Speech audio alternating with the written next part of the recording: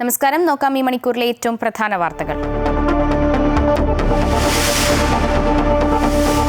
രാഹുൽ ഗാന്ധിയുടെ കള്ളവോട്ട് ആരോപണം ഭരണഘടനയ്ക്ക് അപമാനമെന്ന് മുഖ്യ തെരഞ്ഞെടുപ്പ് കമ്മീഷൻ. ഇരട്ട വോട്ട് സ്വാഭാവികം, വോട്ടർമാരുടെ സ്വകാര്യത ലംഘിച്ചുവെന്നും ആരോപണത്തിൽ അന്വേഷണമില്ലെന്നും കമ്മീഷൻ. ഭരണപക്ഷവും പ്രതിപക്ഷവും തെരഞ്ഞെടുപ്പ് കമ്മീഷൻ ഒരുപോലെയെന്നും ഗ്യാനേഷ് കുമാർ.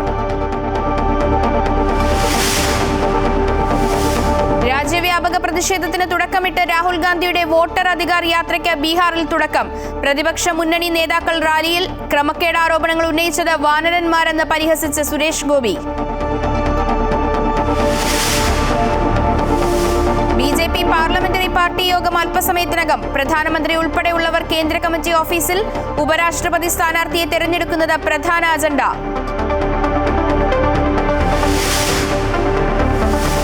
CPM PBക്ക് ചെന്നൈ വ്യവസായി നൽകിയ പരാതി ചോർന്നു. ലണ്ടൻ മലയാളി രാജേഷ് കൃഷ്ണ വഴി പാർട്ടി നേതാക്കളുടെ അക്കൗണ്ടിലേക്ക് പണമെത്തിയെന്ന പരാതിയാണ് ചോർന്നത്.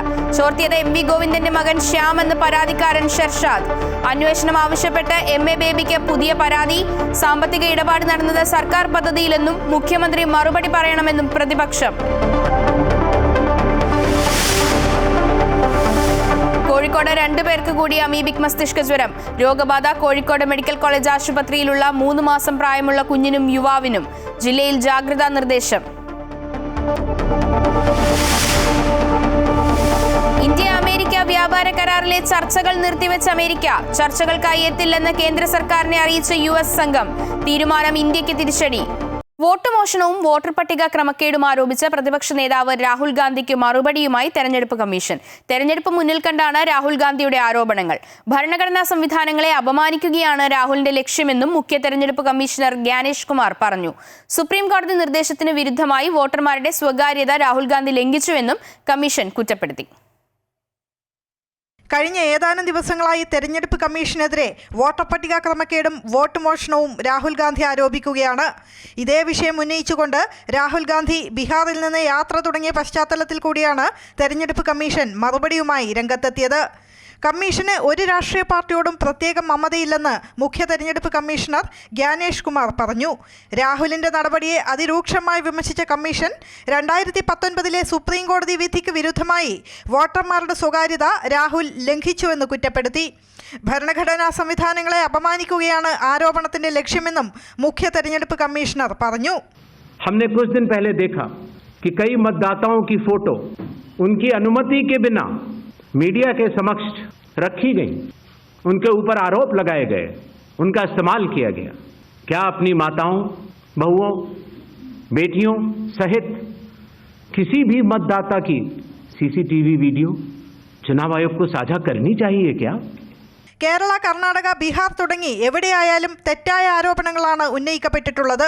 ആക്ഷേപങ്ങൾ ഉന്നയിക്കാൻ നൽകിയ സമയപരിധിയും കഴിഞ്ഞ് തെരഞ്ഞെടുപ്പും കഴിഞ്ഞാണ് ഇപ്പോൾ ആരോപണങ്ങളുമായി പ്രതിപക്ഷം രംഗത്തെത്തിയതെന്ന് കമ്മീഷൻ വ്യക്തമാക്കി. जमीनी स्तर पर सभी मतदाता, सभी राजनीतिक दल और सभी बूथ लेवल ऑफिसर्स मिलकर एक पारदर्शी तरीके से कार्य कर रहे हैं, सत्यापित भी कर रहे हैं, हस्ताक्षर भी कर रहे हैं और वीडियो टेस्टिमोनियल्स भी दे रहे हैं.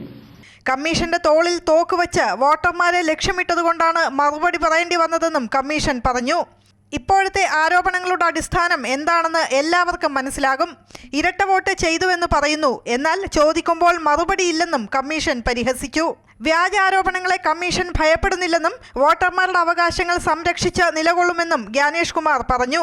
ബീഹാറിലെ വോട്ടർമാർ കമ്മീഷനൊപ്പമാണ്, അതുകൊണ്ട് തന്നെ SIRമായി മുന്നോട്ട് പോകുമെന്നും കമ്മീഷൻ കൂട്ടിച്ചേർത്തു. അമൃത ന്യൂസ്, ന്യൂഡൽഹി. വോട്ടർ പട്ടിക ക്രമക്കേടിനും പരിഷ്കരണത്തിനുമെതിരെ രാഹുൽ ഗാന്ധി നടത്തുന്ന വോട്ടർ അധികാർ യാത്രയ്ക്ക് ബീഹാറിൽ തുടക്കമായി. RJD അധ്യക്ഷൻ ലാലു പ്രസാദ് യാദവ് രാഹുൽ ഗാന്ധിക്ക് പതാക കൈമാറി യാത്രയ്ക്ക് തുടക്കം കുറിച്ചു. വോട്ടർ പട്ടികകളിൽ ഉൾപ്പെടെ ക്രമക്കേട് നടത്തിയ BJPയെ വെറുതെ വിടരുതെന്ന് ലാലു പ്രസാദ് യാദവ് പറഞ്ഞു. വോട്ട് മോഷണത്തിന്റെ സത്യാവസ്ഥ മുഴുവൻ പുറത്തു കൊണ്ടുവരുമെന്ന് രാഹുൽ ഗാന്ധിയും പറഞ്ഞു. വോട്ട് മോഷണമല്ല, വോട്ട് കൊള്ളയാണ് നടന്നതെന്നും ജനാധിപത്യം ഇല്ലാതാക്കാനുള്ള ശ്രമമാണ് നടക്കുന്നതെന്നും തേജസ്വി യാദവും വ്യക്തമാക്കി. വോട്ട് മോഷണത്തിനും വോട്ടർ പട്ടിക പരിഷ്കരണത്തിനുമെതിരെയുള്ള യാത്രയാണ് ബീഹാറിലെ സംസാറാമിൽ നിന്ന് രാഹുൽ തുടങ്ങിയത്. 20 ജില്ലകളിൽ 50 നിയമസഭാ മണ്ഡലങ്ങളിലൂടെയാണ് യാത്ര കടന്നുപോകുന്നത്. 16 ദിവസം കൊണ്ട് 1300 കിലോമീറ്ററാണ് യാത്ര കടന്നുപോകുക. രാഹുൽ ഗാന്ധിക്ക് പതാക കൈമാറി RJD അധ്യക്ഷൻ ലാലു പ്രസാദ് യാദവാണ് യാത്രയ്ക്ക് തുടക്കം കുറിച്ചത്. കഴിഞ്ഞ നിയമസഭാ ലോക്സഭാ തെരഞ്ഞെടുപ്പിൽ വോട്ടുമോഷണം നടന്നുവെന്ന് രാഹുൽ ഗാന്ധി പറഞ്ഞു. തെരഞ്ഞെടുപ്പ് കമ്മീഷന്റെ ഏറ്റവും ഒടുവിലത്തെ ഗൂഢാലോചനയാണ് ബീഹാറിലെ വോട്ടർ പട്ടിക പരിഷ്കരണമെന്നും രാഹുൽ കുറ്റപ്പെടുത്തി. पूरे हिंदुस्तान में विधानसभा के चुनाव, लोकसभा के चुनाव चोरी किए जा रहे हैं और इनकी आखिरी साजिश ये है कि बिहार में SIR करके नए वोटरों को जोड़कर, वोटरों को काटकर ये बिहार का चुनाव चोरी करें. നരേന്ദ്രമോദിയെ അധികാരത്തിൽ നിന്ന് മാറ്റിയില്ലെങ്കിൽ രാജ്യത്തിന്റെ സ്വാതന്ത്ര്യവും അവകാശവും ഭരണഘടനയും എല്ലാം അപകടത്തിലാകുമെന്ന് കോൺഗ്രസ് അധ്യക്ഷൻ മല്ലികാർജ്ജുൻ ഖാർഗെ പറഞ്ഞു. ജനാധിപത്യം ഇല്ലാതാക്കാനുള്ള ശ്രമമാണ് രാജ്യത്ത് നടക്കുന്നതെന്നും ഇന്ത്യാ സഖ്യമുള്ളിടത്തോളം അത് നടക്കില്ലെന്നും RJD നേതാവ് തേജസ്വി യാദവ് പറഞ്ഞു. രാജ്യത്ത് നടന്നത് വോട്ട് മോഷണമല്ല, വോട്ട് കൊള്ളയാണെന്നും അദ്ദേഹം കൂട്ടിച്ചേർത്തു. हम लोगों ने सुप्रीम कोर्ट में राघोपुर की जनता, जो विधानसभा से हम चुन करके आते हैं, कई लोगों को मृत्यु पा दिया गया है जो लोग जीवित हैं. ഇടതുപക്ഷ പാർട്ടികൾ ഉൾപ്പെടെ ഇന്ത്യാ സഖ്യത്തിലെ പ്രധാന കക്ഷികളെല്ലാം യാത്രയ്ക്കൊപ്പമുണ്ട്. വോട്ടർ അധികാർ യാത്ര ഈ മാസം 30-നാണ് സമാപിക്കുന്നത്. സെപ്റ്റംബർ 1-ന് പാറ്റ്നയിൽ മെഗാ വോട്ടർ അധികാർ റാലി സംഘടിപ്പിക്കുന്നുണ്ട്. വോട്ടർ പട്ടിക ക്രമക്കേട് ഉൾപ്പെടെയുള്ള കാര്യങ്ങളെക്കുറിച്ച് ജനങ്ങളെ ബോധവാന്മാരാക്കുകയാണ് യാത്രയുടെ ലക്ഷ്യം. വരാൻ പോകുന്ന ബീഹാർ തെരഞ്ഞെടുപ്പ് ലക്ഷ്യമിട്ടുകൊണ്ടാണ് ഇന്ത്യാ സഖ്യം വോട്ടർ പട്ടിക ക്രമക്കേട് ഉയർത്തി പ്രതിഷേധം ശക്തമാക്കുന്നത്. അമൃത ന്യൂസ്, ന്യൂഡൽഹി. ബീഹാറിൽ വോട്ടർ പട്ടികയിലെ പൊരുത്തക്കേടുകൾ കൈകാര്യം ചെയ്യുന്നതിലും SIR പ്രക്രിയയിലും തെരഞ്ഞെടുപ്പ് കമ്മീഷന് നടപടികളിൽ അതൃപ്തിയുണ്ടെന്ന് ആവർത്തിച്ച് കോൺഗ്രസ്. ഉന്നയിക്കപ്പെട്ട ചോദ്യങ്ങൾക്ക് വ്യക്തമായ ഉത്തരങ്ങൾ നൽകുന്നതിൽ അവർ പരാജയപ്പെട്ടുവെന്നും KC വേണുഗോപാൽ പറഞ്ഞു. തങ്ങളുടെ ആശങ്കകൾ തെരുവുകളിലേക്കും നേരിട്ട് ബീഹാറിലെ ജനങ്ങളിലേക്കും എത്തിക്കാൻ ശ്രമിക്കുകയാണെന്നും അദ്ദേഹം പറഞ്ഞു. Bihar is the land of Andolan. Today we are starting a big Andolan to search for truth. Election Commission of India every day criticizing us, but they are not giving clear answer to our questions. Attingal Lok Sabha മണ്ഡലത്തിലെ voter പട്ടികയിൽ നടന്ന ക്രമക്കേടിന് പിന്നിൽ CPM-ഉം BJP-യുമാണെന്ന് UDF convener Adoor Prakash. Voter പട്ടികയിൽ നടന്ന ക്രമക്കേടുകൾക്കെതിരെ ആവശ്യമെങ്കിൽ കോടതിയെ സമീപിക്കുമെന്നും അദ്ദേഹം വ്യക്തമാക്കി. ഇത് 2019 കണ്ടെത്തിയ ഒരു കാര്യമാണ് ഇന്നിപ്പോൾ ലൈവായി വന്നുകൊണ്ടിരിക്കുന്നത്. അത് രണ്ട് കൂട്ടരുമുണ്ട്, BJP-യുമുണ്ട്, അതേപോലെ തന്നെ മാർക്സിസ്റ്റ് പാർട്ടിയുമുണ്ട്. അവരുടെ കൂട്ടായ ഒരു ശ്രമത്തിൻ്റെ ഭാഗമായിരുന്നു അത് 1,64,000 കള്ളവോട്ടുകൾ നിലനിർത്തുക എന്നുള്ളത്. രാഹുൽ ഗാന്ധി ഉയർത്തിയിരിക്കുന്ന ആ മുദ്രാവാക്യം ഞങ്ങളെല്ലാവരും ഏറ്റുപിടിക്കുകയാണ്. ജനാധിപത്യപരമായി തെരഞ്ഞെടുപ്പ് നടത്താനുള്ള ബാധ്യത തെരഞ്ഞെടുപ്പ് കമ്മീഷനുണ്ടെന്നും അത് നിറവേറ്റപ്പെടണമെന്നും മന്ത്രി PA മുഹമ്മദ് റിയാസ് കോഴിക്കോട് പറഞ്ഞു. ആര് ജനപ്രതിനിധിയാകണമെന്ന് തീരുമാനിക്കാനുള്ള അവകാശം ജനങ്ങൾക്ക് നൽകണമെന്നും മന്ത്രി കൂട്ടിച്ചേർത്തു. ഇന്ത്യ പോലൊരു രാജ്യത്ത് കോടിക്കണക്കിന് മനുഷ്യർ വോട്ടർമാരായി നിലകൊള്ളുമ്പോൾ അവർക്ക് വോട്ട് ചെയ്യാനും ജനാധിപത്യപരമായി തെരഞ്ഞെടുപ്പ് നടക്കാനും ഒക്കെയുള്ള ബാധ്യത ഉത്തരവാദിത്തപ്പെട്ടവർക്കുണ്ട്. ആ ബാധ്യത പൊതുവെ നിറവേറ്റപ്പെടണം. മറ്റു കാര്യങ്ങളിൽ ഒരു മന്ത്രി എന്നുള്ള നിലയിൽ ആ ചുമതല വഹിക്കുന്ന സമയത്ത് ഇപ്പോൾ കയറി പറയുന്നത് ഉചിതമല്ല. വോട്ട് ആരോപണത്തിൽ ഒടുവിൽ മൗനം വെടിഞ്ഞ് കേന്ദ്രമന്ത്രി സുരേഷ് ഗോപി. ആരോപണങ്ങൾ ഉയർന്ന ദിവസങ്ങൾക്ക് ശേഷമാണ് സുരേഷ് ഗോപിയുടെ മാധ്യമങ്ങളോടുള്ള പ്രതികരണം. ആരോപണങ്ങളിൽ മറുപടി പറയേണ്ടത് തെരഞ്ഞെടുപ്പ് കമ്മീഷനാണെന്നും അവരോട് പോയി ചോദിക്കൂ എന്നുമായിരുന്നു സുരേഷ് ഗോപിയുടെ പ്രതികരണം. ചിങ്ങം 1-ന് തൃശൂരിലെ ശക്തൻ പ്രതിമയിൽ ഹാരമണിയിക്കാൻ എത്തിയപ്പോഴായിരുന്നു സുരേഷ് ഗോപിയുടെ പ്രതികരണം. ആരോപണങ്ങളിൽ തിരഞ്ഞെടുപ്പ് കമ്മീഷൻ മറുപടി പറയും, താൻ മറുപടി പറയില്ല. മറുപടി പറയേണ്ടത് അവരാണ്. താൻ കേന്ദ്രമന്ത്രിയാണ്. ആ ഉത്തരവാദിത്വം താൻ കൃത്യമായി നിർവഹിക്കുന്നുണ്ട്. ചോദ്യങ്ങൾ കൂടുതലുണ്ടെങ്കിൽ തിരഞ്ഞെടുപ്പ് കമ്മീഷനോട് ചോദിക്കൂ, അല്ലെങ്കിൽ അവരത് സുപ്രീം കോടതിയിൽ എത്തിക്കുമ്പോൾ സുപ്രീം കോടതിയോട് ചോദിച്ചാൽ മതി. ഇവിടെ കുറച്ച് വാനരന്മാർ ആരോപണം ഉന്നയിക്കലുമായി ഇറങ്ങിയിട്ടുണ്ട്.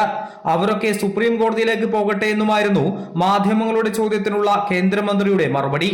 നിങ്ങൾ ഉന്നയിച്ച വിഷയങ്ങൾക്കെല്ലാം ഇന്ന് ചീഫ് ഇലക്ഷൻ കമ്മീഷൻ മറുപടി പറയും. എന്തുകൊണ്ട് ഞാൻ മറുപടി പറഞ്ഞില്ല? മറുപടി പറയേണ്ടത് അവരാണ്. ഞാൻ മന്ത്രിയാണ്.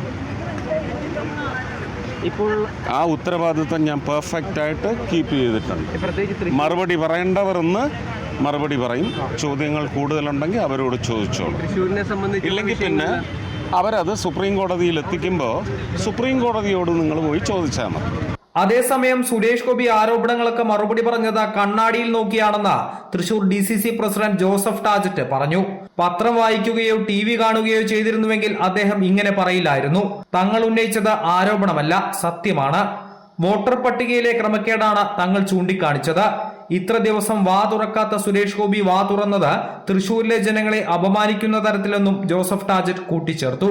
ഞങ്ങളുടെ MP എന്ന നിലയിൽ അദ്ദേഹത്തോട് അഭ്യർത്ഥിക്കാനുള്ളത്, ഇനിയെങ്കിലും കാര്യങ്ങൾക്ക് മറുപടി പറയുമ്പോൾ കണ്ണാടിയിൽ നോക്കാതെ, TV-യിൽ വരുന്ന വാർത്തയാണെങ്കിൽ TV-യുടെ മോണിറ്ററോ പത്രങ്ങളിലാണെങ്കിൽ പത്രം വായിച്ചിട്ടോ മറുപടി പറയാൻ ബഹുമാന്യനായ MP തയ്യാറാകണം. അല്ലെങ്കിൽ അദ്ദേഹത്തിന് മാത്രമല്ല തൃശ്ശൂരിലെ മുഴുവൻ ജനങ്ങൾക്കും അപമാനമാണ് എന്നാണ് ഞങ്ങൾക്ക് പറയാനുള്ളത്. ആരോപണങ്ങൾ ഉയർന്ന ദിവസങ്ങൾക്ക് ശേഷമാണ് സുരേഷ് ഗോപിയുടെ പ്രതികരണം. മാധ്യമപ്രവർത്തകരോട് മാസ് ഡയലോഗുകൾ പറയുന്ന സുരേഷ് ഗോപി തനിക്കെതിരെ ഉയർന്ന ആരോപണത്തിൽ മറുപടി പറയാൻ വൈകിയതിൽ പ്രതിഷേധം ശക്തമാണ്. Amrita News, Thrissur. BJP parliamentary party യോഗം അല്പസമയത്തിനകം തുടങ്ങും. പ്രധാനമന്ത്രി ഉൾപ്പെടെയുള്ളവർ കേന്ദ്ര കമ്മിറ്റി ഓഫീസിലെത്തി ഉപരാഷ്ട്രപതി സ്ഥാനാർത്ഥിയെ തീരുമാനിക്കലാണ് പ്രധാന അജണ്ട.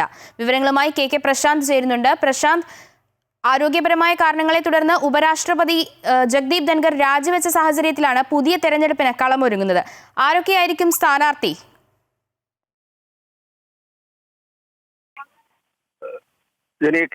BJPയുടെ കേന്ദ്ര കമ്മിറ്റി ഓഫീസിൽ പാർലമെന്ററി പാർട്ടി യോഗം ഇപ്പോൾ ആരംഭിച്ചിട്ടുണ്ട്.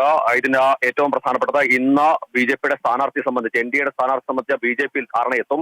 അതിനുശേഷം 19-ന് NDA നേതാക്കൾ യോഗം ചേരുന്നുണ്ട്. ആ യോഗത്തിൽ ഈ സ്ഥാനാർത്ഥിയെ സംബന്ധിച്ചുള്ള വിവരങ്ങൾ കൈമാറും. അതിനുശേഷമായിരിക്കും ആ യോഗത്തിൽ പ്രധാനമന്ത്രി യോഗത്തെ അഭിസംബോധന ചെയ്യുന്നുണ്ട്. അതിനുശേഷമായിരിക്കും ഔദ്യോഗിക പ്രഖ്യാപനം എന്നുള്ളതാണ് നമുക്ക് മനസ്സിലാക്കാൻ കഴിയുന്നത്. ഏതായാലും യോഗം ഇപ്പോൾ ആരംഭിച്ചിട്ടുണ്ട്. പ്രധാനമന്ത്രി നരേന്ദ്രമോദി, കേന്ദ്ര ആഭ്യന്തരമന്ത്രി അമിത്ഷാ, ഒപ്പം തന്നെ രാജ്നാഥ് സിംഗ്, പാർട്ടി ദേശീയ അധ്യക്ഷൻ JP നദ്ദ അടക്കമുള്ള മുതിർന്ന നേതാക്കളാണ് പാർലമെന്ററി പാർട്ടി യോഗത്തിൽ പങ്കെടുക്കുന്നത്. ഒപ്പം തന്നെ RSSന്റെ നിലപാട് കൂടി ഇക്കാര്യത്തിൽ നിർണായകമാണ്. വളരെ കൃത്യമായി തന്നെ ഒരു വിഭാഗം നേതാക്കൾ ഇപ്പോൾ നേതൃത്വത്തിൽ നിലപാട് അറിയിച്ചിരിക്കുന്നത് BJPക്കാരനായ നേതാവ് തന്നെ ആയിരിക്കണം ഉപരാഷ്ട്രപതി എന്നുള്ളതാണ്. പ്രത്യേകിച്ച് വലിയ രീതിയിലുള്ള രാഷ്ട്രീയ നിലപാടുകൾ എടുത്ത് മുന്നോട്ട് പോകേണ്ട ഒരു സാഹചര്യം രാജ്യത്തുണ്ട്. അതുകൊണ്ട് തന്നെ രാജ്യസഭയിലാകെ തന്നെ പ്രതിപക്ഷത്തെ മറികടന്നുള്ള നിലപാടുകൾ എടുക്കണമെങ്കിൽ കൃത്യമായ രാഷ്ട്രീയം പറയുന്ന ആളായിരിക്കണം ഉപരാഷ്ട്രപതി ആകേണ്ടത് എന്നുള്ളത് തന്നെയാണ്. വെങ്കയ്യ നായിഡു അടക്കം എടുത്ത നിലപാടുകൾ നമുക്കറിയാം. പ്രതിപക്ഷത്തിന്റെ വാക്കുകൾ അദ്ദേഹം കേട്ടിരുന്നെങ്കിലും ഒരു തരത്തിലും BJPയുടെ നിലപാടുകളിൽ നിന്ന് പിന്നോട്ട് പോയിരുന്നില്ല.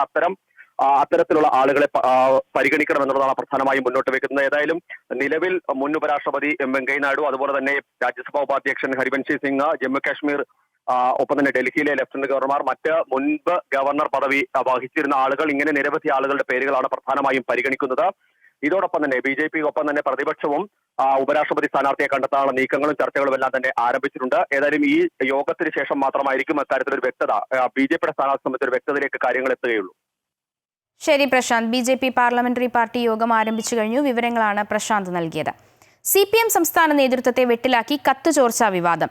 CPMലെ മന്ത്രിമാരടക്കം ഉന്നതരുടെ സാമ്പത്തിക ഇടപാടുകൾ സംബന്ധിച്ച് ചെന്നൈ വ്യവസായി പോളിറ്റ് ബ്യൂറോ അംഗത്തിന് അയച്ച കത്ത് ചോർന്നുവെന്നാണ് ഇപ്പോൾ പരാതി നൽകിയിരിക്കുന്നത്. ലണ്ടനിലെ വ്യവസായി രാജേഷ് കൃഷ്ണയുമായി ബന്ധപ്പെട്ട ഇടപാടുകളിലായിരുന്നു കത്ത് നൽകിയത്. എന്നാൽ ആ കത്ത് ഡൽഹി ഹൈക്കോടതിയിൽ മാനനഷ്ട കേസിലെ രേഖയായി എങ്ങനെ മാറിയെന്നാണ് ഇപ്പോൾ പരാതി ഉയരുന്നത്. കത്ത് ചോർന്നതിന് പിന്നിൽ സംസ്ഥാന സെക്രട്ടറി MV ഗോവിന്ദന്റെ മകൻ ശ്യാമാണെന്ന് പരാതിക്കാരനായ ചെന്നൈ വ്യവസായി മുഹമ്മദ് ഷർഷാദ് ആരോപിക്കുന്നു. CPM സംസ്ഥാന നേതൃത്വത്തെ ഒന്നടങ്കം പ്രതിരോധത്തിലാക്കുന്ന രേഖകളാണ് കത്തിന്റെ രൂപത്തിൽ പുറത്തായത്. ലണ്ടനിലെ മലയാളി വ്യവസായി രാജേഷ് കൃഷ്ണ കേരളത്തിലും തമിഴ്നാട്ടിലുമായി പല പദ്ധതികളിലും നിക്ഷേപം നടത്തുകയും വിദേശത്തുനിന്ന് പണം വിവിധ അക്കൗണ്ടുകളിലായി CPMലെ ഉന്നത നേതാക്കൾക്ക് കൈമാറിയെന്നുമാണ് പ്രധാന ആരോപണം. ഇതേക്കുറിച്ച് അന്വേഷിക്കാൻ തമിഴ്നാട്ടിലെ വ്യവസായി മുഹമ്മദ് ഷർഷാദ് 2021 പോളിറ്റ് ബ്യൂറോ അംഗത്തിന് രേഖകൾ സഹിതം നൽകിയ കത്താണ് ചോർന്നിരിക്കുന്നത്. മധുര പാർട്ടി കോൺഗ്രസിൽ CPM പ്രതിനിധിയായി ലണ്ടനിൽ നിന്ന് രാജേഷ് കൃഷ്ണ എത്തിയപ്പോൾ പരാതി ഉയർന്നതിനെ തുടർന്ന് പങ്കെടുക്കാൻ അനുവദിച്ചിരുന്നില്ല. തുടർന്ന് തുടർന്ന് രാജേഷ് കൃഷ്ണ ഡൽഹി ഹൈക്കോടതിയിൽ മാനനഷ്ടത്തിന് കേസ് ഫയൽ ചെയ്തപ്പോൾ മുൻപ് PBക്ക് ലഭിച്ച പരാതി കൂടി രേഖയായി നൽകുകയുണ്ടായി. ഏറെ നാളുകൾക്ക് മുൻപ് താൻ രഹസ്യമായി PBക്ക് അയച്ച കത്ത് ആരോപണ വിധേയന്റെ കയ്യിൽ എങ്ങനെ കിട്ടിയെന്നും അത് കോടതിയിൽ രേഖയായി മാറിയത് എങ്ങനെയെന്നുമാണ് മുഹമ്മദ് ഷർഷാദ് ചോദിക്കുന്നത്. അല്ല, പോളിറ്റ് ബ്യൂറോയുടെ കയ്യിൽ വശം ഉണ്ടായിരുന്ന സാധനം അന്ന് പാർട്ടി കോൺഗ്രസിൽ നടപടിയെടുത്തതിൻ്റെ ശേഷം അന്ന് അവിടെ വെച്ച് തന്നെ അത് സംസ്ഥാന കമ്മിറ്റിക്ക് കൈമാറിയിട്ടുണ്ട് ഫർദർ അന്വേഷണത്തിന് വേണ്ടിയിട്ട്. അപ്പോൾ സംസ്ഥാന കമ്മിറ്റിയിൽ നിന്നാണ് അത് ചോർന്നിരിക്കുന്നത്, അല്ലാതെ പോളിറ്റ് ബ്യൂറോ എന്നല്ല. പോളിറ്റ് ബ്യൂറോ ഒരു നടപടി എടുത്തു കഴിഞ്ഞാൽ അതാത് സംസ്ഥാനത്തിന് അത് കൈമാറും. ബാക്കി തുടരന്വേഷണം ചെയ്യേണ്ടത് ആ സംസ്ഥാന കമ്മിറ്റിയാണ്. അപ്പോൾ അവിടെ നിന്നാണ് കത്ത് കിട്ടിയിരിക്കുന്നത്. കത്ത് കിട്ടിയത് മാത്രമല്ല, കത്ത് കോടതിയിൽ കൊണ്ടുപോയി കൊടുക്കുകയും ചെയ്തിട്ടുണ്ട്. ഇക്കാര്യമുയർത്തി ജനറൽ സെക്രട്ടറി MA ബേബിക്കും സംസ്ഥാന സെക്രട്ടറി MV ഗോവിന്ദനും ഷർഷാദ് വീണ്ടും പരാതി നൽകിയിട്ടുണ്ട്. എന്നാൽ കത്ത് ചോർത്തി നൽകിയതിന് പിന്നിൽ MV ഗോവിന്ദന്റെ മകൻ ശ്യാമാണെന്ന് ചൂണ്ടിക്കാട്ടിയാണ് ഷർഷാദ് ആരോപണം ഉന്നയിക്കുന്നത്. രാജേഷ് കൃഷ്ണയും ശ്യാമും തമ്മിൽ വർഷങ്ങളായി വളരെ അടുത്ത ബന്ധമാണ്. ഈ ബന്ധം ഉപയോഗിച്ച് കത്ത് ചോർന്നതായിരിക്കാമെന്ന ആരോപണം പരാതിക്കാരൻ ഉയർത്തുമ്പോൾ പാർട്ടി സംവിധാനങ്ങൾ പോലും ഇവിടെ ചോദ്യം ചെയ്യപ്പെടുകയാണ്. മാനനഷ്ട കേസിൽ കത്തിന്റെ പകർപ്പ് ഉൾപ്പെട്ടതിനാൽ സാമ്പത്തിക ഇടപാടുകളെക്കുറിച്ചുള്ള അന്വേഷണം നടക്കുകയാണെങ്കിൽ വിവാദം കൊടുങ്കാറ്റായി മാറുമെന്ന കാര്യത്തിൽ സംശയമില്ല. തെരഞ്ഞെടുപ്പ് വർഷത്തിലേക്ക് കടക്കുമ്പോൾ തുടർഭരണം ലക്ഷ്യമിടുന്ന പാർട്ടിക്ക് കനത്ത ആഘാതമാണ് ഇപ്പോൾ കത്ത് ചോർത്തൽ വിവാദത്തിലൂടെ ഉണ്ടായിരിക്കുന്നത്. അമൃത ന്യൂസ്, തിരുവനന്തപുരം. CPMലെ കത്ത് വിവാദത്തിൽ പ്രതികരണവുമായി പ്രതിപക്ഷ നേതാവ് VD സതീശൻ. കത്തിലുള്ളത് ഞെട്ടിക്കുന്ന വിവരങ്ങളാണെന്നും CPMന്റെ ആരും കാണാത്ത മുഖമാണ് പുറത്തുവന്നതെന്നും VD സതീശൻ പറഞ്ഞു. ഈ കത്ത് എന്തുകൊണ്ടാണ് പാർട്ടി മൂടിവെച്ചതെന്ന് വ്യക്തമാക്കണം. കേരളത്തിലെ CPM നേതാക്കളുടെ അക്കൗണ്ടുകളിലേക്ക് പണം എത്തിയെന്നാണ് മനസ്സിലാക്കുന്നതെന്നും VD സതീശൻ ആരോപിച്ചു. ഈ ആരോപണ വിധേയനായ വ്യക്തിയുമായി കേരളത്തിലെ CPM നേതാക്കൾ നടത്തിയിട്ടുണ്ട് എന്നാണ് ഈ കത്തിൽ വെളിവാകുന്നത്. ഇപ്പം ഈ കത്ത് വെളിപ്പെട്ടത് തന്നെ ഒരു വിവാദമായിരിക്കുകയാണ്. കാരണം ആരോപണ വിധേയനായ ആൾ തന്നെ തനിക്കെതിരായി വ്യവസായി കൊടുത്ത കത്ത് കോടതിയിൽ എന്തിന് രേഖയായി ഹാജരാക്കി? സത്യത്തിൽ അദ്ദേഹം കൊടുത്തിരിക്കുന്നത് അപകീർത്തി കേസാണ്. മാധ്യമങ്ങൾക്കുൾപ്പെടെയുള്ള ആളുകൾക്കെതിരായി അപകീർത്തി കേസാണ് കൊടുത്തിരിക്കുന്നത്. ആ അപകീർത്തി കേസിൽ തനിക്കെതിരായി വന്നിരിക്കുന്ന ഗുരുതരമായ ആരോപണങ്ങളുള്ള കത്ത്, പോളിറ്റ് ബ്യൂറോയ്ക്ക് കൊടുത്ത കത്ത്, എങ്ങനെയാണ് ഇത് വന്നിരിക്കുന്നത്? വിദേശത്തു നിന്നടക്കം CPM നേതാക്കൾക്ക് കോടികൾ നൽകിയ വിവരങ്ങൾ പുറത്തു വന്നിട്ടും CPM വിശദീകരിക്കാൻ തയ്യാറാവുന്നില്ലെന്ന് BJP മുൻ സംസ്ഥാന അധ്യക്ഷൻ K. സുരേന്ദ്രൻ. അനധികൃത സ്വത്ത് സമ്പാദനവുമായി ബന്ധപ്പെട്ട് സമഗ്രമായ അന്വേഷണം വേണം. CPM സംസ്ഥാന സെക്രട്ടറിയുടെ മകനെതിരെ വ്യവസായ പങ്കാളിയാണ് ആരോപണം ഉന്നയിച്ചത്. വിശദീകരിക്കാൻ CPM തയ്യാറാവണമെന്നും സുരേന്ദ്രൻ പറഞ്ഞു. കടലാസ് കമ്പനി ഉണ്ടാക്കിയാണ് തട്ടിപ്പുകൾ നടത്തുന്നത്. സാമ്പത്തിക കുറ്റകൃത്യങ്ങൾ നടത്തുന്ന അധോലോക സംഘമായി CPM മാറിയെന്നും K. സുരേന്ദ്രൻ കുറ്റപ്പെടുത്തി. വൻതോതിൽ പണം വിദേശത്ത് നിന്ന് വിദേശ നാണയ വിനിമയ ചട്ടം ലംഘിച്ചുകൊണ്ട് രാജ്യത്തേക്ക് കടത്തിക്കൊണ്ടുവരിക, അത് അന്യ സംസ്ഥാനങ്ങളിലെ കടലാസ് കമ്പനികളിൽ കൂടി വെളുപ്പിച്ച് ചെറിയ തുകകളാക്കി CPM നേതാക്കൾക്കും മന്ത്രിമാർക്കും നൽകുക ചെറിയ കാര്യമല്ലേ? അടിയന്തരമായിട്ട് ഈ കാര്യത്തിൽ വിശദീകരണം ജനങ്ങൾക്ക് മുമ്പിൽ നൽകാനുള്ള ബാധ്യത സർക്കാരിനുണ്ട്. ഈ പണം ആരാണ് കൊടുത്തയക്കുന്നത്? എന്താണ് ഇതിൻ്റെ സാഹചര്യം? എന്തിനു വേണ്ടിയിട്ടാണ് ഈ പണം കൊടുക്കുന്നത്? ലണ്ടനിലൊക്കെ പാർട്ടി സെക്രട്ടറിയുടെ ബന്ധുക്കൾക്ക് സ്ഥാപനങ്ങളുണ്ട്, വീടുകളൊക്കെ ഉണ്ടെന്നാണ് പറയുന്നത്. കോഴിക്കോട് 2 പേർക്ക് കൂടി അമീബിക് മസ്തിഷ്ക ജ്വരം സ്ഥിരീകരിച്ചു. കോഴിക്കോട് മെഡിക്കൽ കോളേജിൽ ചികിത്സയിലായിരുന്ന 3 മാസം പ്രായമുള്ള കുഞ്ഞിനും യുവാവിനുമാണ് രോഗം സ്ഥിരീകരിച്ചത്. ഇരുവരുടെയും വീടുകളിൽ ആരോഗ്യവകുപ്പ് ഉദ്യോഗസ്ഥരെത്തി ജലത്തിന്റെ സാമ്പിളുകൾ ശേഖരിച്ചു. അതേസമയം കേസുകൾ വർദ്ധിക്കുന്ന സാഹചര്യത്തിൽ ജില്ലയിൽ ആരോഗ്യവകുപ്പ് ജാഗ്രതാ നിർദ്ദേശം നൽകിയിട്ടുണ്ട്. പനി ബാധിച്ച് ചികിത്സയിൽ കഴിഞ്ഞിരുന്ന ഓമശ്ശേരി സ്വദേശിയായ 3 മാസം പ്രായമുള്ള കുഞ്ഞിനും അന്നശ്ശേരി സ്വദേശിയായ യുവാവിനുമാണ് കോഴിക്കോട് മെഡിക്കൽ കോളേജിൽ നടത്തിയ സ്രവ പരിശോധനയിൽ അമീബിക് മസ്തിഷ്ക ജ്വരം സ്ഥിരീകരിച്ചത്. ഇതോടെ ഇരുവരുടെയും വീടുകളിൽ ആരോഗ്യവകുപ്പ് ഉദ്യോഗസ്ഥരെത്തി ജലത്തിന്റെ സാമ്പിളുകൾ ശേഖരിച്ചു. കുഞ്ഞിന് രോഗം ബാധിച്ചത് എങ്ങനെയെന്ന് കണ്ടെത്താനുള്ള പരിശോധന നടത്തും. അതേസമയം അമീബിക് മസ്തിഷ്ക ജ്വരം ബാധിച്ച് 4ാം ക്ലാസ്സുകാരി അനയ മരിച്ച സാഹചര്യത്തിൽ ജില്ലയിൽ ആരോഗ്യവകുപ്പ് ജാഗ്രതാ നിർദ്ദേശം നൽകിയിട്ടുണ്ട്. കുട്ടി നീന്തൽ പരിശീലിച്ച കുളത്തിൽ ഉൾപ്പെടെ ആരും ഇറങ്ങരുതെന്നാണ് നിർദ്ദേശം. അനയ പഠിച്ചിരുന്ന കോരങ്ങാട് LP സ്കൂളിൽ അധ്യാപകർക്കും രക്ഷിതാക്കൾക്കും കുട്ടികൾക്കുമായി ആരോഗ്യവകുപ്പ് ബോധവൽക്കരണ ക്ലാസും നടത്തും. മരിച്ച കുട്ടിയുടെ സഹോദരങ്ങളുടെ സാമ്പിളുകൾ ശേഖരിച്ച് പരിശോധനയ്ക്കായി അയച്ചിട്ടുണ്ട്. വെള്ളിയാഴ്ചയാണ് 4ാം ക്ലാസ്സുകാരി അമീബിക് മസ്തിഷ്ക ജ്വരം ബാധിച്ച് മരിച്ചത്. Amrita News, Kozhikode. PM Kusum solar പദ്ധതി ക്രമക്കേടിൽ വിജിലൻസിന് പരാതി നൽകി കോൺഗ്രസ് നേതാവ് രമേശ് ചെന്നിത്തല. രേഖകൾ സഹിതമാണ് വിജിലൻസ് ഡയറക്ടർക്ക് പരാതി നൽകിയത്. അനർട്ട് CEO നരേന്ദ്രനാഥ് വെല്ലൂരിയെ 1ാം പ്രതിയാക്കിയാണ് പരാതി. 100 കോടിയുടെ അഴിമതി നടന്നുവെന്നാണ് ആരോപണം. കേരളത്തിലെ എല്ലാ കർഷകർക്കും സൗരോർജ പമ്പുകൾ വെക്കാനുള്ള ഈ പദ്ധതിയാണ് വിഭാവനം ചെയ്തത്. ദൗർഭാഗ്യവശാൽ അത് അനർട്ട് അഴിമതിക്കും കൊള്ളയ്ക്കും വേണ്ടി ഇത് ഉപയോഗിക്കുന്ന ഒരു സാഹചര്യമാണ് നമുക്ക് കാണാൻ കഴിയുന്നത്. വൈദ്യുതി മന്ത്രിയാണ് ഇതിൻ്റെ പിന്നിലുള്ള ഏറ്റവും വലിയ കള്ളക്കളി നടത്തിക്കൊണ്ടിരിക്കുന്നത്. വൈദ്യുതി മന്ത്രിയും അനർട്ടിൻ്റെ സിഇഒയും ചേർന്ന് 240 കോടി രൂപയിൽ 100 കോടി രൂപയുടെ അഴിമതിക്കാണ് ഇവിടെ കളമൊരുക്കിയത്. കർഷകർക്ക് സോളാർ പമ്പുകൾ വിതരണം ചെയ്യുന്ന PM കുസും പദ്ധതിയിൽ 100 കോടിയുടെ ക്രമക്കേടെന്ന ഗുരുതര ആരോപണം കോൺഗ്രസ് നേതാവ് രമേശ് ചെന്നിത്തല നേരത്തെ തന്നെ ഉന്നയിച്ചിരുന്നു. ആ ആരോപണത്തിലാണ് ഇപ്പോൾ വിജിലൻസ് ഡയറക്ടർക്ക് പരാതി നൽകിയിരിക്കുന്നത്. അനർട്ട് നടത്തിയ 100 കോടിയോളം രൂപയുടെ ക്രമക്കേട് അന്വേഷിക്കണമെന്നാണ് പരാതിയിലെ ആവശ്യം. അനർട്ട് CEO നരേന്ദ്രനാഥ് വെല്ലൂരിയെ 1ാം പ്രതിയാക്കിയാണ് പരാതി നൽകിയിട്ടുള്ളത്. അഴിമതി നിരോധന നിയമപ്രകാരമുള്ള കുറ്റകൃത്യങ്ങൾ ബന്ധപ്പെട്ടവർ ചെയ്തു. തുടക്കം മുതലുള്ള ക്രമക്കേടുകളും ടെൻഡർ നടപടികളും അന്വേഷണത്തിന് വിധേയമാക്കണം. അനർട്ട് CEO അഴിമതി നടത്തിയെന്നും അദ്ദേഹം വിജിലൻസിന് നൽകിയ പരാതിയിൽ പറയുന്നു. ക്രമക്കേടുമായി ബന്ധപ്പെട്ട തെളിവുകളും പരാതിക്കൊപ്പം നൽകിയിട്ടുണ്ട്. 2022 ഓഗസ്റ്റ് 10 പുറപ്പെടുവിച്ച ആദ്യ ടെൻഡർ മുതൽ ക്രമക്കേടുകളായിരുന്നു. ഏറ്റവും കുറഞ്ഞ നിരക്കിൽ നൽകിയ സോളാർ കമ്പനി ടെൻഡറിൽ നിന്നും പിന്മാറിയതിൽ ക്രമക്കേടുണ്ട്. ആദ്യ കരാറിനേക്കാൾ വൻ തുക വ്യത്യാസത്തിലാണ് 2ാം ടെൻഡറിൽ കരാർ സ്വീകരിച്ചത് എന്ന് തുടങ്ങി നിരവധി ആരോപണങ്ങളാണ് ചെന്നിത്തല ഉന്നയിച്ചത്. വൈദ്യുതി വകുപ്പ് മന്ത്രി K. കൃഷ്ണൻകുട്ടിയുടെ അറിവോടെയാണ് എന്നും ചെന്നിത്തല പറഞ്ഞിരുന്നു. അമൃത ന്യൂസ്, തിരുവനന്തപുരം. അനധികൃത സ്വത്ത് സമ്പാദന കേസിൽ ADGP MR അജിത് കുമാറിനെതിരായ വിജിലൻസ് കോടതി വിധിക്കെതിരെ അപ്പീൽ നൽകാൻ സർക്കാർ. വിജിലൻസ് കോടതി ഉത്തരവിലെ മുഖ്യമന്ത്രിക്കെതിരായ പരാമർശം നീക്കം ചെയ്യാൻ ഹൈക്കോടതിയെ സമീപിക്കും. വിജിലൻസ് കോടതി ഉത്തരവ് വിജിലൻസ് മാനുവലിന് വിരുദ്ധമാണെന്നാണ് സർക്കാർ വിലയിരുത്തൽ. അനധികൃത സ്വത്ത് സമ്പാദന കേസിൽ ADGP MR അജിത് കുമാറിന് ക്ലീൻ ചിറ്റ് നൽകിയ വിജിലൻസ് റിപ്പോർട്ട് കഴിഞ്ഞ ദിവസമാണ് വിജിലൻസ് കോടതി തള്ളിയത്. ഈ വിധിക്കെതിരെ സർക്കാർ അപ്പീൽ പരിഗണിക്കുന്നതായാണ് സൂചന. വിജിലൻസ് കോടതി വിധിക്കെതിരെ ഹൈക്കോടതിയിൽ അപ്പീൽ നൽകാനാണ് സർക്കാർ ആലോചിക്കുന്നത്. വിജിലൻസ് കോടതി ഉത്തരവ് വിജിലൻസ് മാനുവലിന് വിരുദ്ധമാണെന്നും സർക്കാർ വിലയിരുത്തുന്നു. ഭരണ നേതൃത്വത്തിനെതിരായ പരാമർശം നീക്കം ചെയ്യാൻ ഹൈക്കോടതിയെ സമീപിച്ചേക്കും. അന്വേഷണത്തിന് ഉത്തരവിട്ടാൽ അന്തിമ റിപ്പോർട്ടിൽ തീരുമാനമെടുക്കേണ്ടത് സർക്കാർ തന്നെയാണെന്നതാണ് ഉന്നയിക്കുന്ന വാദം. അപ്പീൽ പോകണമെന്ന അഭിപ്രായം വിജിലൻസിനുമുണ്ട്. ഇക്കാര്യം വിജിലൻസിലെ ഉദ്യോഗസ്ഥർ സർക്കാരിനെ അറിയിച്ചതായാണ് സൂചന. ADGP MR അജിത് കുമാറിനെതിരായ അനധികൃത സ്വത്ത് സമ്പാദന കേസിൽ വിജിലൻസിനെ അതിരൂക്ഷമായി കോടതി വിമർശിച്ചിരുന്നു. സത്യം വെളിപ്പെടുത്തുന്നതിനുള്ള വസ്തുതകൾ അന്വേഷണ റിപ്പോർട്ടിൽ ശേഖരിക്കപ്പെട്ടിട്ടില്ലെന്നും ഉദ്യോഗസ്ഥനെ രക്ഷിക്കാൻ ശ്രമം നടന്നുവെന്നും കോടതി ചൂണ്ടിക്കാട്ടിയിരുന്നു. അമൃത ന്യൂസ്, തിരുവനന്തപുരം. ADGP അജിത് കുമാറും മുഖ്യമന്ത്രിയും തമ്മിലുള്ള ബന്ധം ദുരൂഹമാണെന്നും ഇതിനു പിന്നിലുള്ള കാര്യങ്ങൾ കണ്ടെത്തണമെന്നും UDF കൺവീനർ അടൂർ പ്രകാശ് ആവശ്യപ്പെട്ടു. അജിത് കുമാറിനെ മുഖ്യമന്ത്രി സംരക്ഷിക്കുകയാണ്.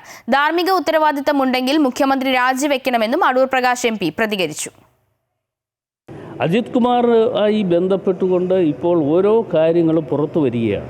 ശ്രീ അജിത് കുമാറിനെ സംരക്ഷിക്കുവാൻ വേണ്ടി മുഖ്യമന്ത്രി എന്തുകൊണ്ടാണ് ഇങ്ങനെ ഒരു നിലപാടുകൾ സ്വീകരിച്ചിരിക്കുന്നത്? ഏതെങ്കിലും തരത്തിൽ ഇവർ തമ്മിലുള്ള ബന്ധത്തിൻ്റെ അടിസ്ഥാനത്തിൽ എന്തെങ്കിലും കാര്യങ്ങൾ പുറത്തു കൊണ്ടുവരേണ്ടതായിട്ടുണ്ടോ എന്നതിനെക്കുറിച്ച് നിങ്ങൾ കൂടി അക്കാര്യത്തിൽ ഒരു സഹായകരമായ നിലപാടുകൾ സ്വീകരിക്കണം എന്ന് തന്നെയാണ് UDF കൺവീനർ എന്നുള്ള നിലയിൽ എനിക്ക് ഇക്കാര്യത്തെക്കുറിച്ച് പറയാനുള്ളത്. പാലാരിവട്ടം എന്ന് ചില കോൺഗ്രസ് നേതാക്കൾ പറയുന്നത് ലീഗിനിട്ടുള്ള കൊട്ടാണെന്ന് മന്ത്രി PA മുഹമ്മദ് റിയാസ്. തോരായിക്കടവ് പാലം നിർമ്മാണത്തിലിരിക്കുമ്പോഴും പാലാരിവട്ടം നിർമ്മാണം പൂർത്തിയായ ശേഷവുമാണ് തകർന്നത്. തെറ്റായ പ്രവണതകൾ നടത്തുന്നവർ ഉദ്യോഗസ്ഥരായാലും കരാറുകാരായാലും ഒരു വിട്ടുവീഴ്ചയും നടത്താത്ത സർക്കാരാണിതെന്നും മന്ത്രി കോഴിക്കോട് പറഞ്ഞു. പാലാരിവട്ടം എന്ന് കോൺഗ്രസിന്റെ ചില നേതാക്കന്മാർ ഇപ്പൊ ഇങ്ങനെ പറയുന്നത് എന്താണ് പാലാരിവട്ടം എന്നൊന്ന് വിശദീകരിച്ച് മുസ്ലിം ലീഗിനിട്ടൊരു കൊട്ട് കൊട്ടാൻ വേണ്ടിയിട്ടാണെന്നുള്ളത് എല്ലാവർക്കും അറിയാം. രണ്ടാണ്. ഒന്ന് നിർമ്മാണം നടക്കുന്ന സമയത്തുള്ള പ്രശ്നമാണ്, മറ്റൊന്ന് എന്താണ് എന്നുള്ളത് നമുക്കറിയാം. അത് പാലം നിർമ്മാണത്തിന് ശേഷമുള്ള സംഭവങ്ങളും അതിനു മുമ്പ് മൊബിലൈസേഷൻ തുകയുമായി ബന്ധപ്പെട്ട വിഷയങ്ങളൊക്കെ ഉണ്ട്. രണ്ടും രണ്ടാന്ന് എല്ലാവർക്കും അറിയാം. പറയുന്ന കോൺഗ്രസിൻ്റെ ഉത്തരവാദിത്തപ്പെട്ട നേതാവിനും അറിയാം. വടക്കൻ കേരളത്തിലും മധ്യ കേരളത്തിലും മഴ കനക്കുന്നു. കാസർഗോഡ്, കണ്ണൂർ ജില്ലകളിൽ ഓറഞ്ച് അലേർട്ടും 7 ജില്ലകളിൽ യെല്ലോ അലേർട്ടുമാണ്. ഒറ്റപ്പെട്ടയിടങ്ങളിൽ അതിശക്തമായ മഴയ്ക്കുള്ള സാധ്യതയുണ്ടെന്നാണ് കാലാവസ്ഥാ വകുപ്പിന്റെ മുന്നറിയിപ്പ്. ജലനിരപ്പ് ഉയർന്ന സാഹചര്യത്തിൽ ബാണാസുര സാഗർ അണക്കെട്ടിന്റെ ഷട്ടർ തുറന്ന് അധിക ജലം പുറത്തേക്കൊഴുക്കും. പത്തനംതിട്ടയിൽ കക്കി, ആനത്തോട് ഡാമുകളും തുറന്നു. തുടർച്ചയായി പെയ്യുന്ന ശക്തമായ മഴയെ തുടർന്ന് കാസർഗോഡ്, കണ്ണൂർ ജില്ലകളിൽ ഓറഞ്ച് അലേർട്ടും ഇടുക്കി, എറണാകുളം, തൃശൂർ, പാലക്കാട്, മലപ്പുറം, കോഴിക്കോട്, വയനാട് ജില്ലകളിൽ യെല്ലോ അലേർട്ടും പ്രഖ്യാപിച്ചു. കാട് ജലവൈദ്യുത പദ്ധതിയുടെ ഭാഗമായ മൂഴിയാർ ഡാമിന്റെ വൃഷ്ടിപ്രദേശത്ത് മഴ തുടർന്ന് ജലനിരപ്പ് ഉയർന്നതിനാൽ ഡാമിന്റെ 3 ഷട്ടറുകൾ തുറന്നു. 1ഉം 3ഉം ഷട്ടറുകൾ 20 സെന്റിമീറ്ററും രണ്ടാമത്തെ ഷട്ടർ 50 സെന്റിമീറ്ററും ഉയർത്തിയാണ് ജലം പുറത്തേക്ക് ഒഴുക്കുന്നത്. ഇതുമൂലം ആങ്ങമൂഴി, സീതത്തോട് തുടങ്ങിയ സ്ഥലങ്ങളിൽ നദിയിലെ ജലനിരപ്പ് ഉയരുന്നതിനാൽ കക്കാട്ടാറിന്റെയും പ്രത്യേകിച്ച് മൂഴിയാർ ഡാം മുതൽ കക്കാട് പവർ ഹൗസ് വരെയുള്ള ഇരുകരകളിൽ താമസിക്കുന്നവരും പൊതുജനങ്ങളും ജാഗ്രത പുലർത്തണമെന്നാണ് നിർദ്ദേശം. ചാലക്കുടി പുഴയുടെ ജലനിരപ്പ് ഉയർന്നതിനാൽ പാറക്കടവ്, കുന്നുകര, പുത്തൻവേലി, ചേങ്ങമംഗലം പ്രദേശങ്ങളിൽ ജാഗ്രത പാലിക്കണമെന്ന് ജില്ലാ കളക്ടർ അറിയിച്ചു. ഇടുക്കിയിൽ കൊച്ചി ധനുഷ്കോടി ദേശീയപാതയുടെ ഭാഗമായ മൂന്നാർ ഗ്യാപ്പ് റോഡ് വഴിയുള്ള രാത്രികാല യാത്ര നിരോധിച്ചു. മണിക്കൂറിൽ 40 മുതൽ 50 കിലോമീറ്റർ വരെയും ചില അവസരങ്ങളിൽ 60 കിലോമീറ്റർ വരെയും വേഗതയിൽ ശക്തമായ കാറ്റിന് സാധ്യതയുള്ളതിനാൽ മത്സ്യത്തൊഴിലാളികളോട് പ്രത്യേക ജാഗ്രത പുലർത്താനും നിർദ്ദേശം നൽകിയിട്ടുണ്ട്. വിവിധ ബ്യൂറോകളുടെ സഹായത്തോടെ അമൃത ന്യൂസ്, കോഴിക്കോട്. മലപ്പുറം കുറ്റിപ്പുറത്ത് ടൂറിസ്റ്റ് ബസ് അപകടത്തിൽപ്പെട്ടു. നിരവധി പേർക്ക് പരിക്കേറ്റു. കോട്ടയ്ക്കൽ നിന്ന് ചമ്രവട്ടത്തേക്ക് വിവാഹ നിശ്ചയത്തിന് പോവുകയായിരുന്ന സംഘമാണ് അപകടത്തിൽപ്പെട്ടത്. കുറ്റിപ്പുറം ആശുപത്രിപ്പടിയിലാണ് സംഭവം. ദേശീയപാതയിൽ നിർമ്മാണം നടക്കുന്ന സ്ഥലത്താണ് അപകടമുണ്ടായത്. നിയന്ത്രണം വിട്ട ബസ് മറ്റു വാഹനങ്ങളിൽ ഇടിച്ചു മറിയുകയായിരുന്നു. പരിക്കേറ്റവരെ കുറ്റിപ്പുറത്തും കോട്ടയ്ക്കലുമുള്ള ആശുപത്രികളിലേക്ക് മാറ്റി. ഒരു കുട്ടിക്ക് സാരമായ പരിക്കുണ്ട്. മറ്റുള്ളവരുടെ പരിക്കുകൾ ഗുരുതരമല്ല. ആലപ്പുഴ തുറവൂർ അരൂർ ഉയരപ്പാത മേഖലയിലെ ഗർഡർ ഉറപ്പിക്കാൻ ഉപയോഗിക്കുന്ന സ്കൈ ബീം നിലംപതിച്ചു. ഒഴിവായത് വൻ ദുരന്തം. തുറവൂരിൽ രാവിലെ 6 മണിയോടെയാണ് അപകടമുണ്ടായത്. ഈ സമയത്ത് വാഹനങ്ങളൊന്നും കടന്നു പോകാത്തതിനാൽ ദുരന്തം ഒഴിവായി. ഗർഡർ ഉറപ്പിക്കുന്ന ഇരുമ്പ് കവചമാണ് സ്കൈ ബീം. അപകടം മൂലം ഗതാഗതം ഭാഗികമായി തടസ്സപ്പെട്ടു.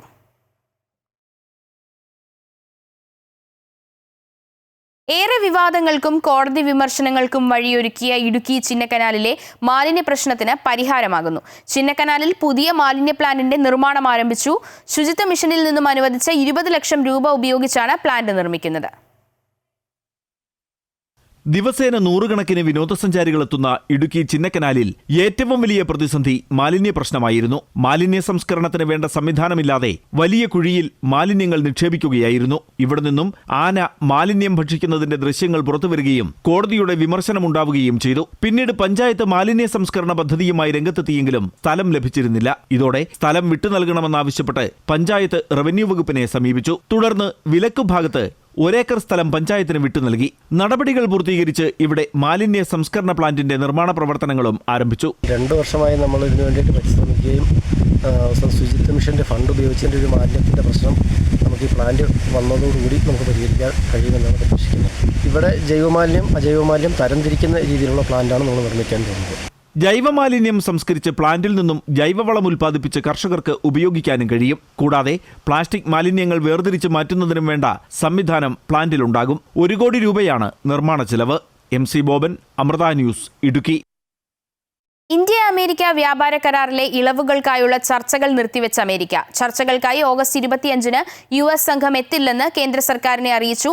ഇന്ത്യക്കുള്ള ഇറക്കുമതി ചുങ്കം 50% സാഹചര്യത്തിൽ ഇളവുകൾക്കുള്ള സാഹചര്യം ചർച്ച ചെയ്യാനായിരുന്നു അമേരിക്കൻ വ്യാപാര സംഘത്തിന്റെ വരവ് നിശ്ചയിച്ചിരുന്നത്. യാത്ര റദ്ദാക്കിയതോടെ അടുത്തെങ്ങും ഇന്ത്യക്ക് നികുതി ഇളവ് നൽകില്ല എന്ന സൂചനയാണ് പുറത്തുവരുന്നത്. ഇത് ഇന്ത്യക്ക് തിരിച്ചടിയാണ്. താൽക്കാലികമായിട്ടാണോ സ്ഥിരമായിട്ടാണോ അമേരിക്കൻ നിലപാടെന്ന് വ്യക്തമല്ലെന്നാണ് വിദേശകാര്യ മന്ത്രാലയം വെളിപ്പെടുത്തുന്നത്.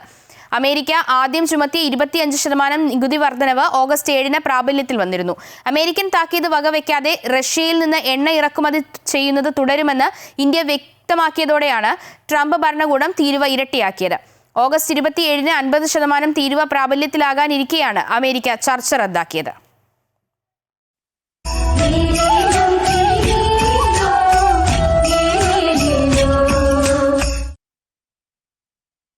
ശബരിമലയിലെ കീഴ്ശാന്തിയെയും പമ്പ ഗണപതി ക്ഷേത്രത്തിലെ മേൽശാന്തിമാരെയും തെരഞ്ഞെടുത്തു. പാറശാല സ്വദേശി എസ് ഹരീഷ് പോറ്റി ശബരിമല കീഴ്ശാന്തിയായും P Sankaran Namboothiri, T S Vishnu Namboothiri എന്നിവർ പമ്പ മേൽശാന്തിമാരുമായാണ് നറുക്കെടുപ്പിലൂടെ തെരഞ്ഞെടുക്കപ്പെട്ടത്. നിലവിൽ തിരുവനന്തപുരം ആര്യശാല ദേവസ്വത്തിലെ മേൽശാന്തിയാണ് പി ശങ്കരൻ നമ്പൂതിരി. എറണാകുളം കോതക്കുളങ്ങര ദേവസ്വത്തിലെ മേൽശാന്തിയാണ് ടി എസ് വിഷ്ണു നമ്പൂതിരി. നറുക്കെടുപ്പ് ക്രമങ്ങൾക്ക് ദേവസ്വം കമ്മീഷണർ ബി സുനിൽകുമാർ നേതൃത്വം നൽകി. ചിങ്ങപ്പുലരിയിൽ ഗുരുവായൂരിൽ ക്ഷേത്രത്തിൽ വൻ ഭക്തജന തിരക്ക്. പുലർച്ചെ മുതൽ പതിനായിരങ്ങളാണ് കണ്ണനെ കാണാനെത്തിയത്. തിരക്കുള്ളതിനാൽ ഭക്തജനങ്ങൾക്ക് ക്ഷേത്രത്തിൽ നിയന്ത്രണങ്ങളുണ്ട്. പുലർച്ചെ മുതൽ ഭക്തജനങ്ങളുടെ നീണ്ട നിരയാണ് ക്ഷേത്രത്തിൽ അനുഭവപ്പെട്ടത്. പുലർച്ചെ 3 മണിക്ക് നിർമ്മാല്യ ദർശനം ആരംഭിക്കും. ഉച്ചപൂജയോടെ നടയടയ്ക്കും. വൈകിട്ട് 4:30 ശീവേലി ദർശനം നടന്നു. രാത്രി 9:30 നടയടയ്ക്കും. ഇന്നേ ദിവസത്തേക്ക് 160 വിവാഹങ്ങളാണ് ക്ഷേത്രത്തിൽ ബുക്ക് ചെയ്തിരുന്നത്. സെപ്റ്റംബർ 15 വരെ ഗുരുവായൂർ ക്ഷേത്രത്തിലെ 5 മണ്ഡപങ്ങളിലായി നടക്കുന്ന വിവാഹങ്ങളുടെ എണ്ണം ഇനിയും വർദ്ധിക്കുമെന്നാണ് അധികൃതരുടെ കണക്കുകൂട്ടൽ.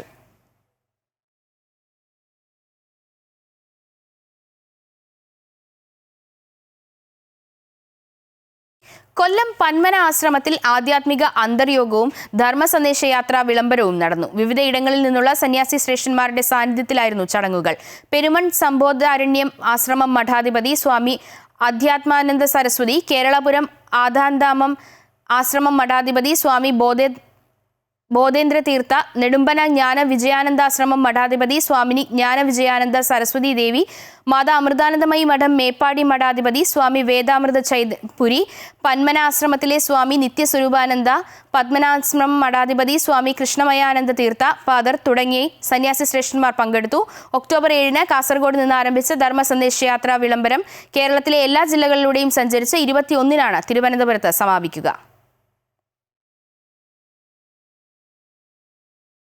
കർഷക ദിനത്തിൽ വ്യത്യസ്ത സമരവുമായി വയനാട്ടിലെ നെൽകർഷകർ. സപ്ലൈകോ സംഭരിച്ച നെല്ലിന് പണം ലഭിക്കാത്തതിൽ പ്രതിഷേധിച്ച് നെൽകർഷകർ യാചനാ സമരം നടത്തി പ്രതിഷേധിച്ചു. കനിയാമ്പറ്റ കൃഷിഭവന് മുന്നിൽ 100-ലധികം വരുന്ന നെൽകർഷകരാണ് ചിങ്ങപ്പുലരിയിൽ യാചനാ ദിനം ആചരിച്ചത്. നിന്നും സപ്ലൈകോ നേരിട്ട് സംഭരിച്ച നെല്ലിന് പണം ലഭിക്കാത്ത സാഹചര്യത്തിലായിരുന്നു നെൽകർഷകരുടെ പ്രതിഷേധം.